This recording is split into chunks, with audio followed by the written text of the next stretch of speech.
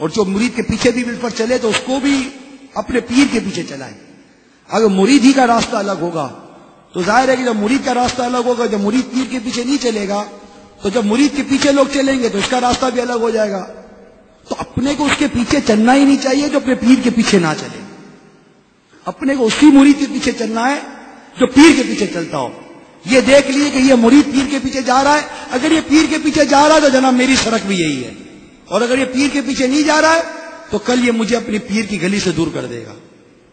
یہ میں ذمہ داران کے لیے تنظیم نقطہ عرض کر رہا ہوں, اور یہ ہمیشہ کے لیے یاد رکھیں. کوئی بھی ہو, اللہ تعالیٰ مجھے بھی استقامت دے, آپ کو بھی استقامت دے, ہم سب کو استقامت دے. کس پر کب آزمائش آ جائے, کب وہ امتحان میں آ جائے, کب بے باک ہو جائے, کب جرت آ جائے, کسی کا کچھ پتہ نہیں ہے. ہم رب تبارک و تعالیٰ سے 26 کی نسبت سے عافیت کا سوال کرتے ہیں. ہمیں رب کریم استقامت دے دے, رب کریم استقامت دے. ہم کتے ہیں, کتے ہی رہیں. تو میرے میٹھے اور پیارے اسلامی بھائیوں, میں عرض کر رہا تھا کہ مرید کو ہمیشہ اپنے پیر کے فیس پر نظر رکھنی چاہیے. اس کو جہاں سے جو بھی ملے وہ اپنے پیر ہی پر اس کو قیاس اس کو کرنا چاہیے. دیکھو میں آپ کو ایک مرید کی حکایت سناتا ہوں. کیسا مرید تھا. ایک مرتبہ حضرت خواجہ غریب نواز رحمت اللہ تعالی علیہ اپنے محبوب خلیفہ حضرت بختیار کاکی رحمت اللہ علیہ کے یہاں تشریف لائے. آپ نے اپنے مرید بابا فرید گنج شکر رحمت اللہ علیہ جو آپ کے عشق میں گھائل تھے, یہ سب سنیں. اب یہ 3 نام کیسے تھے, غریب نواز, خواجہ بختیار کاکی اور بابا فرید گنج شکر, جن کی مزار پر حاضری کے لیے کون سا سنی نہیں تڑپتا. یہ 3 بزرگوں کی بات بیان کر رہا ہوں, اور ساری گفتگو پیری مریدی کی گفتگو ہے. یہ جو لوگ جن کی سامنے پیری مریدی نہیں آتی نا, وہ دیکھو غریب نواز کی سیرت دیکھیں, خواجہ بختیار کاکی کی سیرت دیکھیں, آپ بابا فرید گنج شکر کی سیرت دیکھیں تو سنیں.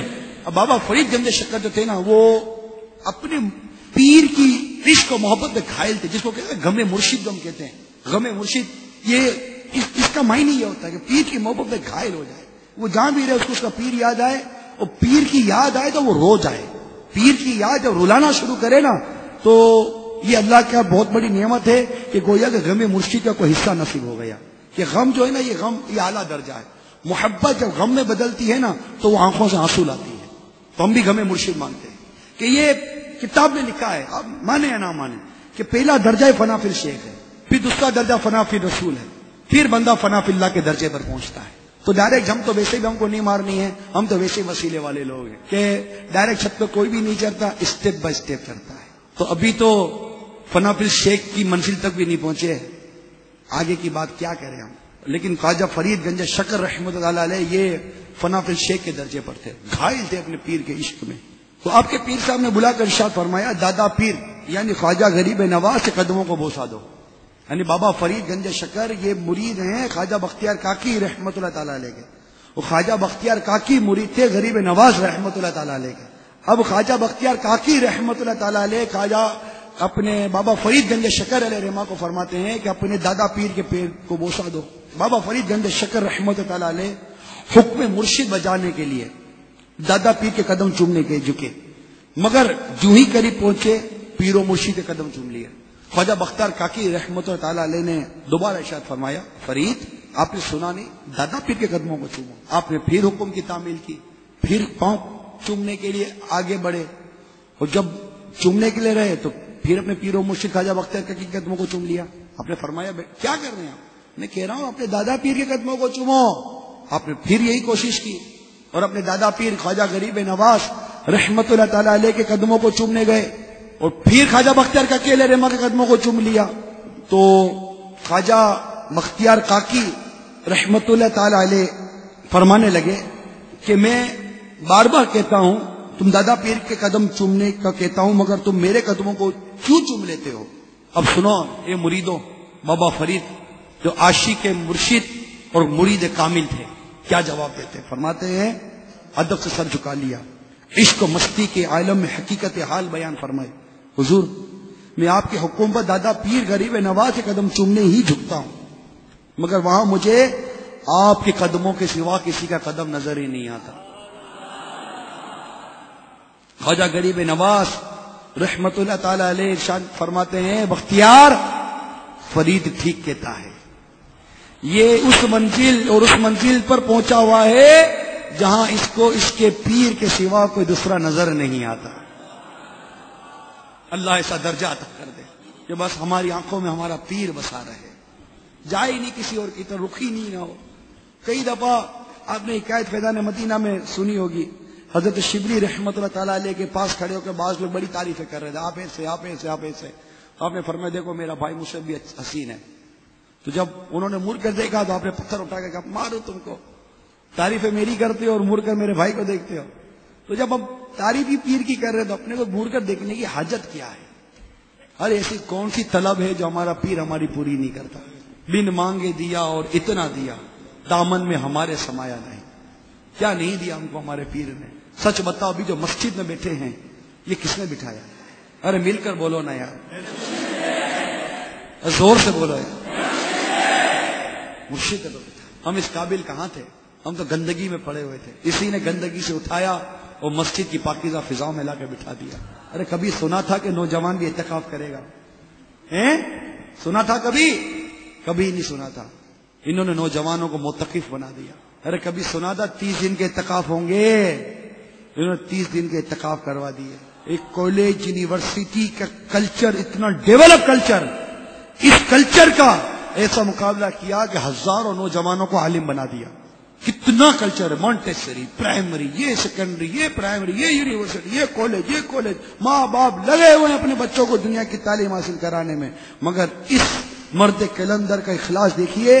50,000 مدنی منوں مدنی منیوں کو حفظ و ناظرہ کی تعلیم کے لیے مدرسۃ المدینہ میں بٹھا دیا.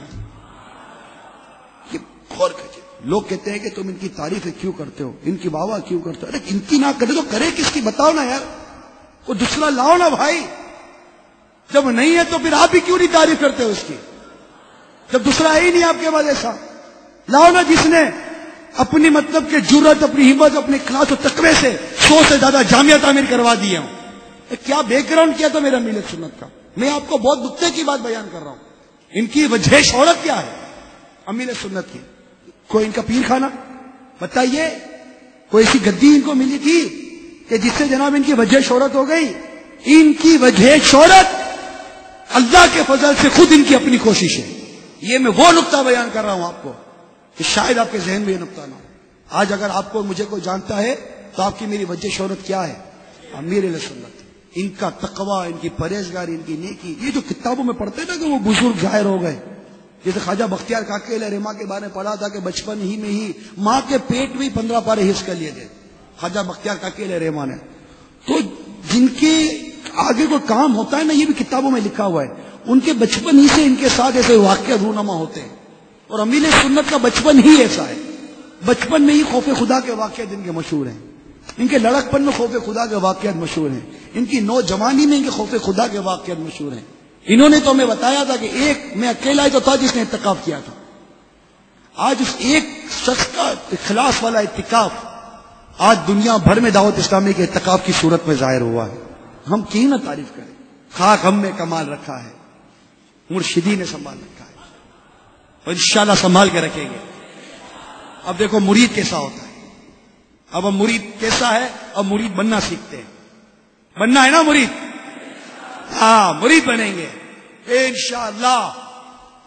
میرے آقا اعلی حضرت امام اہل سنت فرماتے ہیں 3 درویش محبوب الہی قدس روح کے والد ماجد حضرت نظام الحق علیہ رحمہ کی خدمت میں حاضر ہوئے اور کھانا مانگا. خادم کو کھانا لانے کا حکم فرمایا گیا. خادم نے جو کچھ اس وقت موجود تھا ان کے سامنے لا کر رکھا. ان میں سے ایک نے وہ کھانا اٹھا کر پھینک دیا اور کہا اچھا کھانا لاؤ. حضرت نے اس ناشائستہ حرکت کا کچھ خیال نہ فرمایا, بلکہ خادم کو اس سے اچھا کھانا لانے کا حکم فرمایا. خادم پہلے سے اچھا کھانا لے آیا, انہوں نے دوبارہ پھینک دیا, اس سے اچھا کھانا لاؤ. حضرت علیہ رحمہ نے اور اچھے کھانے کا حکم فرما دیا, گرد انہوں نے اس بار بھی پھینک دیا, اس سے اور اچھا کھانا مانگا. اس پر نظام الحق رحمت اللہ تعالی علیہ نے اس درویش کو قریب بلایا, وہ کان میں ارشاد فرمایا کہ یہ کھانا جو میں تمہیں پیش کر رہا ہوں, یہ کھانا اس مردار بیل سے تو اچھا تھا جو تم نے راستے میں کھایا ہے. اب یہ جو سننا تھا نا, وہ درویش کا رنگ بدلنا شروع ہوا, کیونکہ وہ راستے میں آتے آتے ان پر وہ کیفیت تھی جس میں وہ مردہ جانور حلال ہو جاتا ہے. تو انہوں نے مردار بیل کھایا تھا، اور میرے اس ولی کامل نے اپنی فراست سے جان لیا کہ انہوں نے راستے میں کیا کھایا ہے. اولیاء کی کرامت، اولیاء کی فراست کو پہچانے ہم. تو اب وہ درویش حضرت کے قدموں میں گر پڑا. حضرت تو حضرت ہوتے نا، اس کا سر اٹھا کر اپنے سینے سے لگا لیا، اور جو کچھ باطنی فیوزات عطا فرمانے تھے اسے عطا کر دیا. اس پر وہ درویش وجد میں آ گیا. جب ملتا ہے نا تو پھر اندر بھی کچھ آدمی مچلتا ہے، اچھل کود ہوتی ہے اندر میں. تو وہ اس کو ملا اندر میں، اب وہ مچلا، اس کو مزہ آ گیا، اب وہ ہوا درویش، اس کو چڑی وجد. اب وہ وجد میں اس نے کیا کہا پتہ؟